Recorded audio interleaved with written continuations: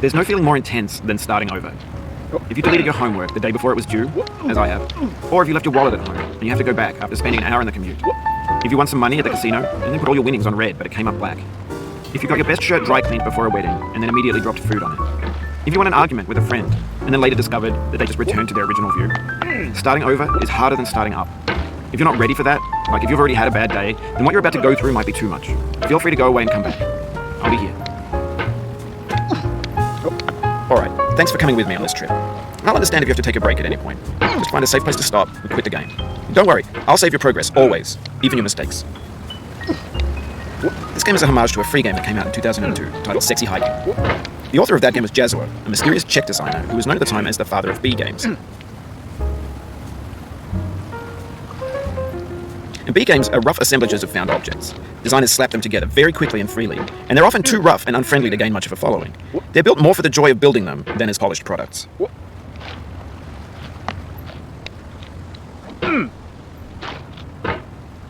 In a certain way, Sexy Hiking is the perfect embodiment of a B game. It's built almost entirely out of found and recycled parts, and it's one of the most unusual and unfriendly games of its time. In it, your task is simply to drag yourself up a mountain with a hammer. And that act of climbing, in the digital world or in real life, has certain essential properties that give the game its flavor. No amount of forward progress is guaranteed. Some cliffs are too sheer or too slippery, and the player is constantly, unremittingly in danger of falling and losing everything. Anyway, when you start Sexy Hiking, you're standing next to this dead tree that blocks the way to the entire rest of the game. It might take you an hour to get over that tree, and a lot of people never got past it. You prod and you poke at it, exploring the limits of your reach and your strength, trying to find a way up and over. And there's a sense of truth in that lack of compromise. Most obstacles in video game worlds are fake. You can be completely confident in your ability to get through them once you have the correct method or the correct equipment or just by spending enough time. In that sense, every pixelated obstacle in Sexy Hiking is real. The obstacles in Sexy Hiking are unyielding, and that makes the game uniquely frustrating. But I'm not sure Jazuo intended to make a frustrating game. The frustration is just essential to the act of climbing, and it's authentic to the process of building a game about climbing. A funny thing happened to me as I was building this mountain. I'd have an idea for a new obstacle, and I'd build it, test it, and it would usually turn out to be unreasonably hard. But I couldn't bring myself to make it easier. It already felt like my inability to get past the new obstacle was my fault, as a player rather than as a builder. Imaginary mountains build themselves from our efforts to climb them, and it's our repeated attempts to reach the summit that turns those mountains into something real. Oh, you just lost a lot of progress. That's a deep frustration, a real punch in the gut.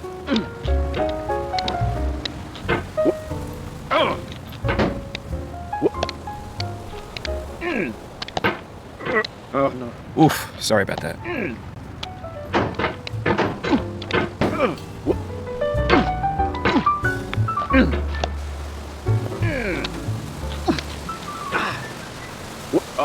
Oh, it happened again. Keep on trying, don't let it get to you.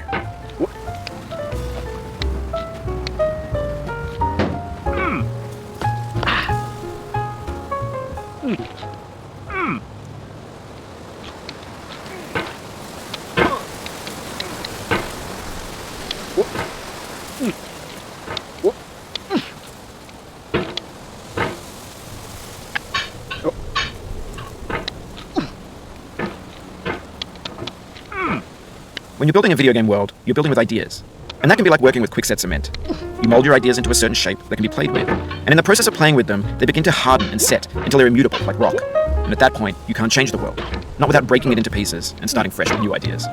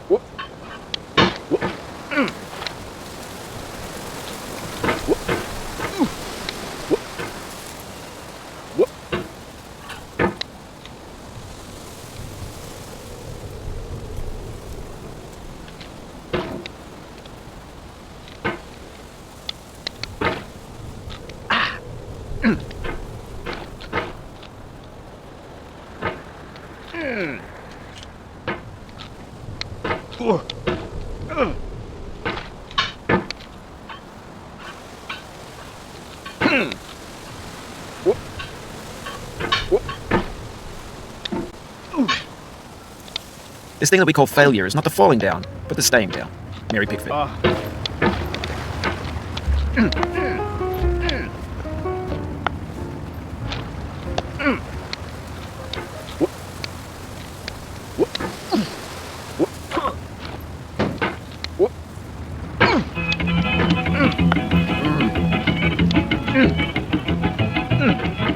Get nasty over there, boy. Going down the road feeling bad. I'm going down the road feeling bad. Going down the road feeling bad, and I ain't going to be treated this way.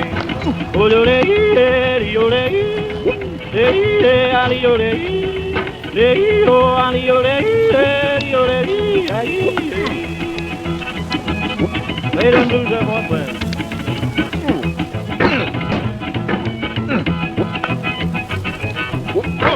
Down in the jail on my knees, I'm down in jail on my knees, down in jail on my knees, and I ain't going to be treated this way.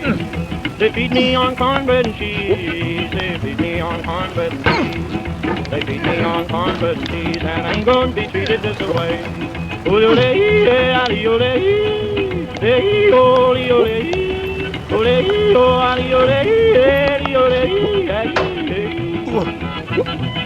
Let's go to town, boys. Hey, buddy. Oh, $10 shoe fits my feet. $10 shoe fits my feet. $10 shoe fits my feet, and I ain't going to be treated this way. Going where the weather suits my clothes. I'm going where the weather suits my clothes. I'm going where the weather suits my clothes, and I ain't going to be treated this way.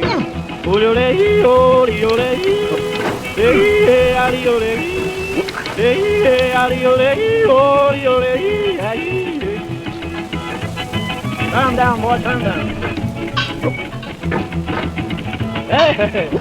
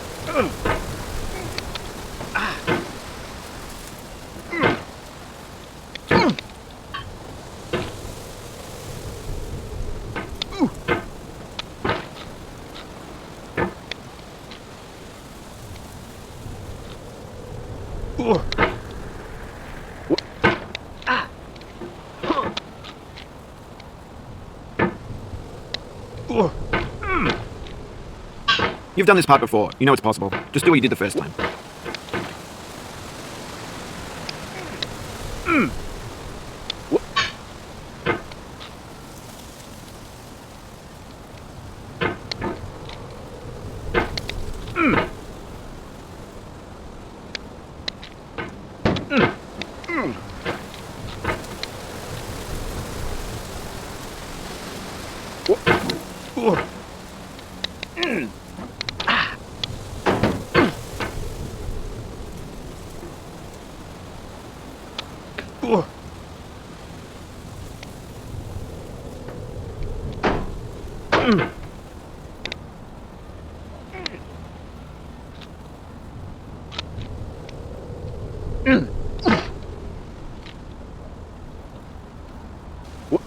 For years now, people have been predicting that games would soon be made out of prefabricated objects, bought in a store and assembled into a world. And for the most part, that hasn't happened, because the objects in the stores are trash. I don't mean they look bad or that they're badly made, although a lot of them are.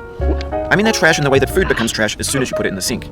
Things are made to be consumed and used in a certain context, and once the moment is gone, they transform into garbage. In the context of technology, those moments pass by in seconds. Over time, we've poured more and more refuse into this vast digital landfill that we call the internet. It now vastly outnumbers and outweighs the things that are fresh and untainted and unused.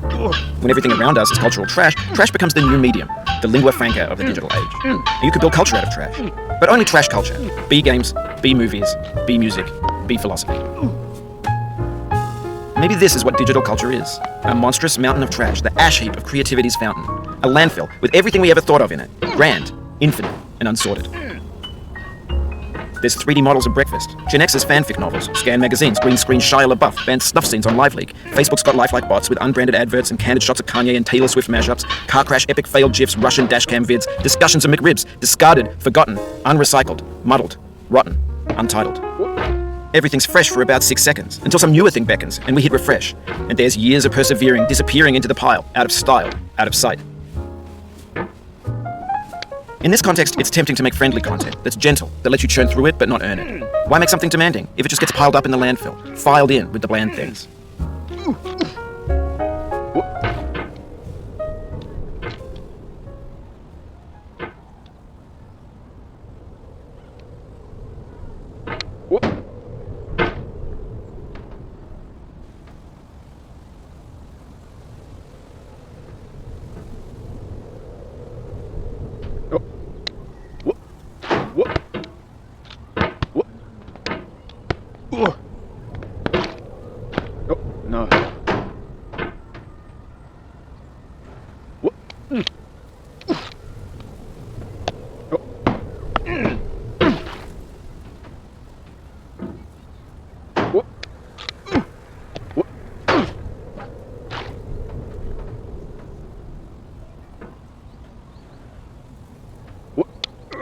No.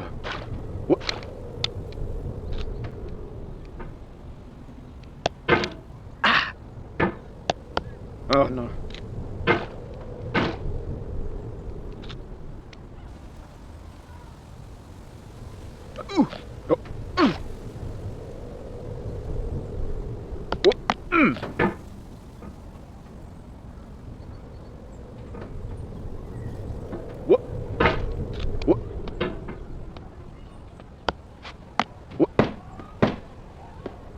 No.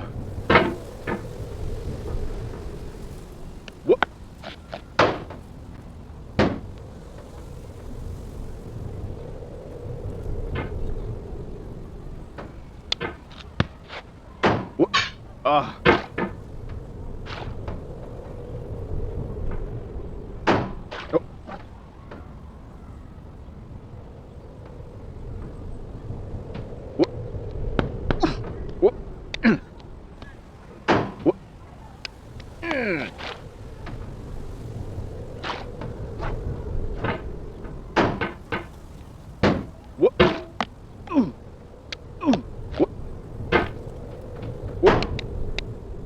No. The soul would have no rainbow, had the eyes no tears. John Vance Cheney.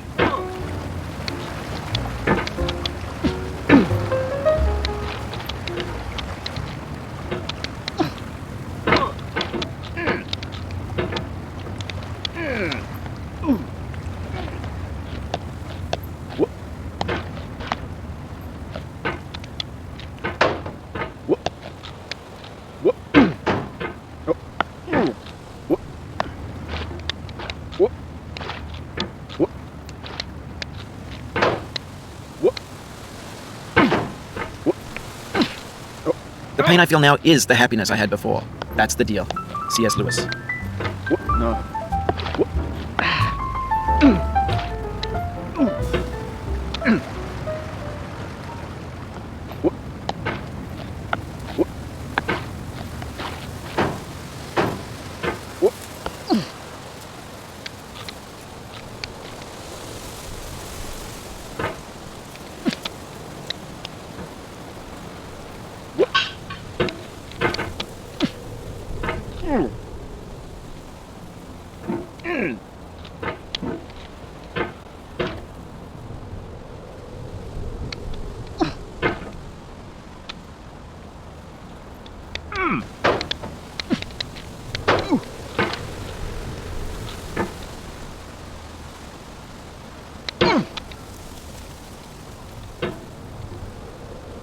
Mm.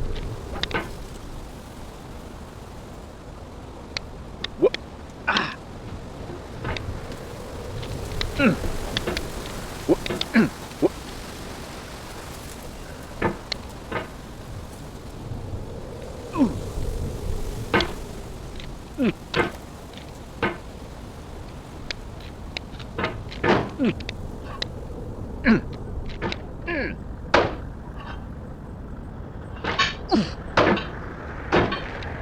feel within me a peace above all earthly dignities, a still and quiet conscience.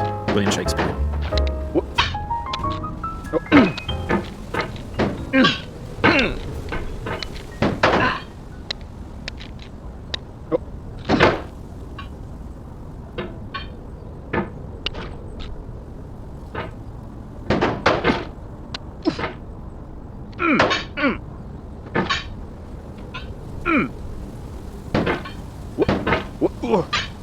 You cannot now believe that you will ever feel better.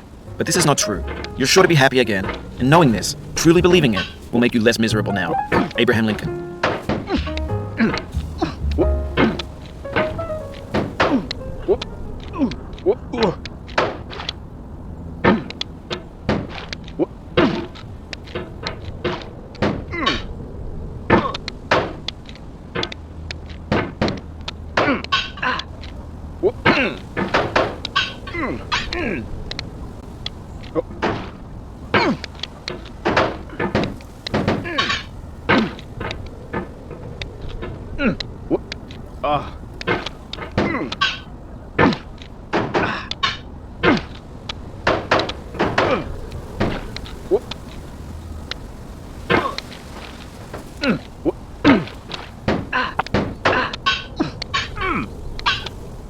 Oh no.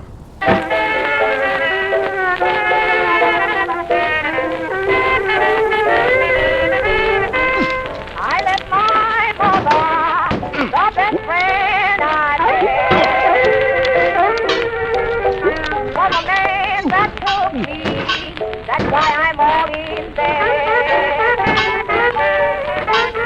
Nobody gives me sympathy. That's the reason why I cry for me. It's all alone, I can see 1,000 miles away. It's all alone, I can see 1,000 miles away. I can see the man that made me what I am today. He has made me weak, he has made me bold and grow. He has made me weak, he has made me moan and grow. Took me from my home and left me all alone. Left my mother standing in the door. I left my mother standing in the door.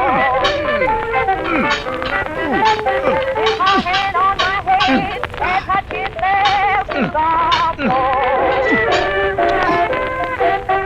All my clothes is stone cold, the stones go off my head. All my clothes is stone cold, the stones go off my head.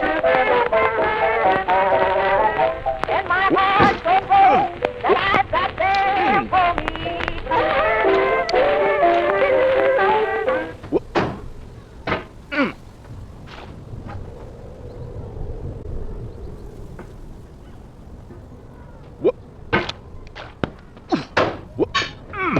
No.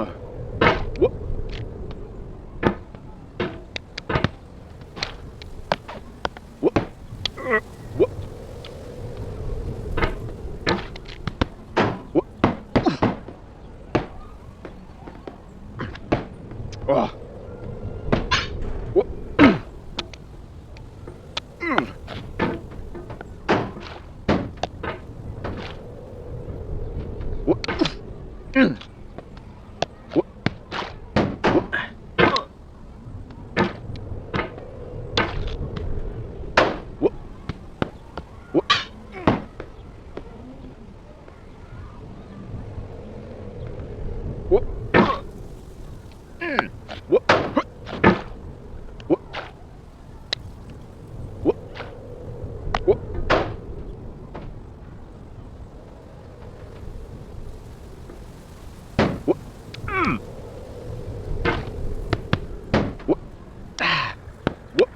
Do not stand at my grave and cry. I am not there. I did not die. Mary Fry.